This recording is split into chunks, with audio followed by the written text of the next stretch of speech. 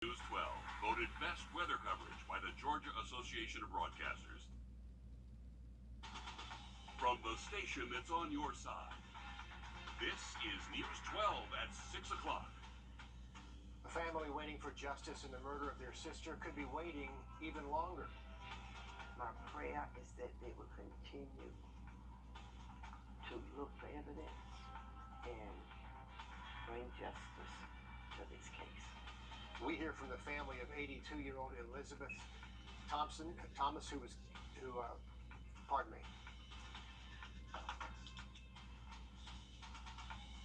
We hear from the family of 82-year-old Elizabeth Thompson, who was killed 4 years ago with a murder trial on hold. Plus, we take a live look at the downtown Augusta's medical district. Riley says temps are warming up this week. But first, all new at 6 o'clock, Augusta Technical College building partnerships all across our community.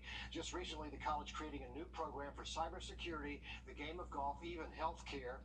And now with new funding, its sights are set on manufacturing and engineering in Columbia County. Alyssa Lyons joining us now live from Augusta Tech. And Alyssa, school leaders say this adds another branch for students in and outside of our area. Bring us up to speed. Hey, that's exactly right. I never thought I would be back in a classroom, but here I am. This is what it looks like right now inside Augusta Tech's engineering department. And, it doesn't really look up to 2023 standards, but with those new funds, they'll be able to get back up to speed. Change happens.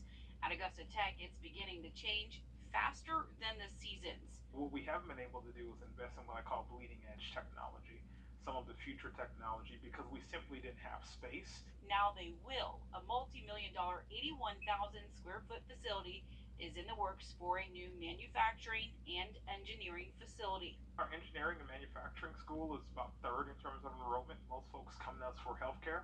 Cyber is right behind that, and then our manufacturing programs are right behind that. And so we feel like having a new building, we're going to get a lot more student interest once they see the technologies and the opportunities ahead. First, it was new buildings. The Augusta National Golf Club donated $1 million for a new automotive service training center. We're finishing up the architectural renderings, and then from there we'll start the actual construction. That building is slated to be completed by the end of 2024, early 2025. Then a new health science campus. It doesn't end there. In April, the Augusta National Golf Club said it would partner with Tech for their management and workforce programs at the patch. We talked about the patch a little earlier today at Rotary. We will not take ownership of the patch until January 1, 2025. So between now and that time period, we'll be talking to the community, getting stakeholder input, and then starting on architectural drawings of what the new patch will look like, what the new clubhouse, renovated clubhouse will look like. And so we'll have time to ensure a lot of stakeholder buy-in is a part of that process. Now, there's still a ways to go before we see a standing building. First, they have to secure those construction and equipment funds to make sure that all of this is up to speed as well, because it is a little bit dated. And they're still working with Columbia County to secure 60 acres to eventually expand their campus. Augusta Tech making a lot of moves these days. Alyssa, thank you for the update there from Columbia County. To weather now, as we send it over to First Alert Chief Meteorologist Riley Hale with a look at what we might. About 10 minutes. Riley, thanks. A Burke County Sheriff's deputy injured after a crash today involving a dump truck. This happened on the westbound side of I-20 in Columbia County. The Sheriff's Office telling us the deputy is in serious condition but is stable. No word right now on what caused that crash or if any charges will be filed. The South Carolina Law Enforcement Division says a former McCormick County Sheriff's deputy has been arrested on the suspicion of domestic violence. SLED agents say 33-year-old James Florida III of Edgefield, who was a deputy at the time, was charged Friday with second-degree domestic violence. The arrest warrant, July 22nd of last year, Florida caused physical harm to someone, including bruises to the victim's face and body. The Edgefield County Sheriff's Office requested SLED's assistance. Florida was booked in the Edgefield County Sheriff's Detention Center. The family of a murder victim has been waiting 4 years to get their day in court. Today was supposed to be that day. 26-year-old Andrew Dawson, accused of killing 82-year-old Elizabeth Thompson in Richmond County during a robbery back in October of 2019. News 12's Hallie Turner joins us now in our newsroom. And Hallie, you found out Dawson may not be tried for murder at all because of a missing key witness. Yeah, Richard, it's a murder case with a lot of unanswered questions, but the charges could be reduced if they can't find that key witness. meaning Dawson could see freedom much sooner than Elizabeth Thompson's family ever expected. Every night I have to go to sleep thinking about that. Will my sister ever get justice? I am afraid that she will not get it. There's a lot of circumstantial evidence in this case, but the district attorney's office says it's not enough to convict. Without the gun and a key witness, their hands are legally tied, leaving the state requesting to reduce Dawson's charges. He admitted to being in the home. He admitted that he had the Xbox. He had a gun on him, but I did not kill him. Now, if they expect us to live with that, oh God. The state believes the witness they're looking for may be in South Carolina, but has made it clear they don't want to cooperate. She's very clear that she will never come to court. She's incredibly cooperative. She states that she will never come to court. In addition to that, she does put Mr. Dawson out of the lineup, but she refuses to sign her name, stating again that she is not going to be cooperative in this investigation. And after filing 3 subpoenas, they've come up empty-handed. It makes me lose faith in our judicial system. If you think people are here to protect you and you get absolutely no protection. DA Jared Williams says those with powers in Georgia do not hold the same authority across the river, so the hunt continues. Our hope is that justice will prevail in this case. We have some beautiful memories of our sister, and we will cherish those forever. Judge Stone did take the plea agreement under advisement and is giving the state 30 days to find their key witness before they move forward. Hallie Turner in our newsroom this evening. Hallie, thank you. Well, it's no secret. It's a struggle to find food in some parts of our area. Every day, families turn to places like food banks, farmers markets, or the Salvation Army. Some parents count on school lunches to feed their kids. News 12's Will Rio shows us how the YMCA is doing its part to help fight food insecurity.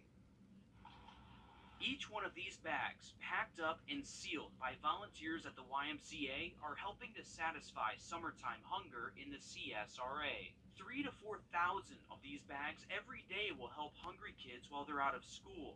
We just feel very led to make sure that every child that's in a YMCA program, if they're out of school, is getting a healthy meal. Katie McCulley, Chief Operating Officer with the Family Y of Greater Augusta, knows the day-to-day struggle for parents. We see that everywhere. I mean, as a parent of 4 kids, the grocery bills have tripled, in the last few years. It's amazing to think that, the folks that we served before are in a greater need now. The Family Y works with Golden Harvest, who are both seeing that greater need.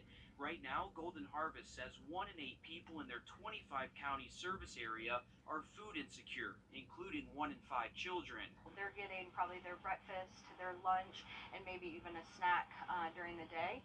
And then when you remove them from that environment during the summer when the kids are out of school, they actually may not have access to any food or any healthy options. Through their 20 or so locations, kids under 18 can come by, fill out a form to get a meal. Just to see that impact on people in our backyard, there are kids, literally, this summer that aren't eating. And for Golden Harvest, for the Y to be able to step in and do our part, that's what we're here for. In Augusta, Will Rio on your side. And if you'd like more information about where to take advantage of the Family Y Summer Meal Program, you can head to their website. Golden Harvest Bank, the Food Bank also has a website with a locator to find food distributions. Also ahead tonight, going back in time to tell time, why some folks in Barnwell are checking something other than their phones or their wrists to make sure they're not late. Riley? And we've seen a few storms today along with some summer-like heat. That's going to continue tomorrow, but we will see some changes later to that week's forecast. Have an update for you just after the break. Time and Outdoor playing Saturday and Sunday, but take a look at the temperatures for the weekend. We're going to crank up that summer heat again. Highs near 90 Saturday, then as high as 93 by Sunday. Here come the 90s. Riley, thank you. A sundial in Barnwell has been there since 1859. Experts say it's the only known vertical sundial in the U.S., still telling time accurately more than 160 years later. News 12's Will Volk tells us how you can see it for yourself this weekend. Barnwell has a special sundial. It's vertical, and it works. Once the sun hits it properly, you will actually see shadows, and that will tell you exactly what time it is. This sundial was telling time decades before the United States established standard time.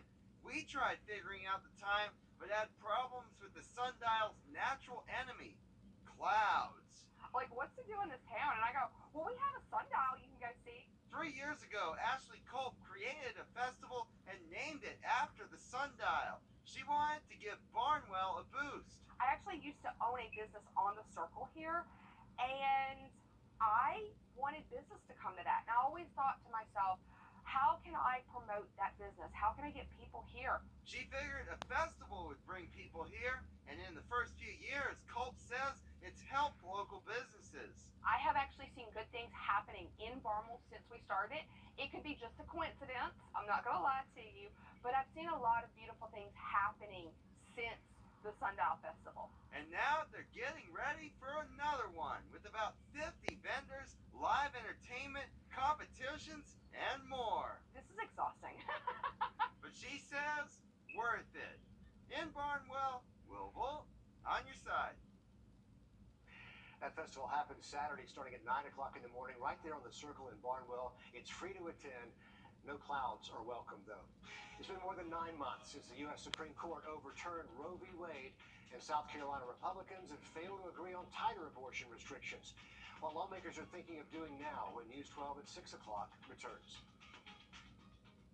First of all, the number of abortions performed in South Carolina from last summer to now has skyrocketed nearly 400%, with out-of-state patients driving up that increase. Republicans in the legislature have not been able to come to an agreement on how much to restrict access. Our State House reporter Mary Green explains why some lawmakers say putting abortion on the ballot is the next best move. Almost every person who's an adult in South Carolina has given some thought to abortion, and I would hazard a guess that the vast majority have opinions about abortion. A January poll from the South Carolina Policy Council of likely voters of both parties asked if they would support or oppose a state constitutional amendment to restrict or ban most abortions. Nearly half the respondents said they would oppose it, while about a third said they'd be in support. In that same poll, more than half the respondents said they believe abortion should be legal only under certain circumstances in South Carolina, while fewer said it should be legal under any circumstances or illegal in all circumstances. Republican Senator Greg Hembry proposed putting the question to voters in a referendum during the Senate's most recent abortion debate last month, saying they don't know how the state Supreme Court will rule on any future abortion restrictions. If it passes, it is clear that we have that authority. The Supreme Court is taken out of the equation. But that push failed, and so too have previous attempts at the State House recently to let voters decide directly. Senate Majority Leader Shane Massey calls it a cop-out. We were elected, all of us were questioned, whether you be Republican or Democrat or whatever, everybody was questioned. What is your position on this issue? And you had to take a position. So, that's just a way to kind of dodge the issue. On Monday, Governor Henry McMaster echoed Senator Massey's sentiments. The voters are making those decisions through their elected representatives to the House and Senate now. I don't know that we need to have that much more time elapsed before we make a decision. I think we have to do something now. Breaking news to pass along out of Aiken County, where the coroner says one person has been found dead in an abandoned building today. The coroner's office says the Aiken Department of Public Safety was contacted by the South Carolina Highway Patrol about a person found dead in an abandoned building on Williamsburg Street in Aiken right around 1:15 this afternoon. A friend of the deceased found the victim. We're still working to gather more information into our newsroom. We'll let you know just as soon as we learn more. On your sideline, sports brought to you by the Hawk Law Group. This year, there have been a lot of firsts for the Augusta University men's soccer team, between all of their talented underclassmen, their new head coach, and winning the Southland Conference tournament for the first time. In addition to winning the conference title and heading to the NCAA tournament, freshman and South Africa native Stephon Jacobs earned Conference Freshman of the Year honors in his first semester here in Augusta, while head coach Stephen Payne won Conference Coach of the Year in his first season leading the Jags. Augusta University might not be as big as Auburn, Vanderbilt, or most of the other schools in their bracket, but the Jaguars say they're ready to make Augusta proud in a big way. I'm looking forward to go and surprise some people. I think we have always been the underdogs. We're a small school and no one really counts with us, but we can do some damage, and I'm looking forward to surprising some people and see the shock on their face. I guess it's gonna be fun. On Saturday, the Jaguars are traveling over to Auburn, where they'll be a 12 seed in the national tournament next week. Over at Laney, Kiara Turner put pen to paper this afternoon, making it official that she is going to play college basketball for Savannah State University. The 1,000-point scorer had a monster senior campaign, earning first-team All-State honors in Class 2A, being named the Georgia South 2A All-State Player of the Year, while averaging 29 points, 10 rebounds, 5.5 assists, and 5 steals per game.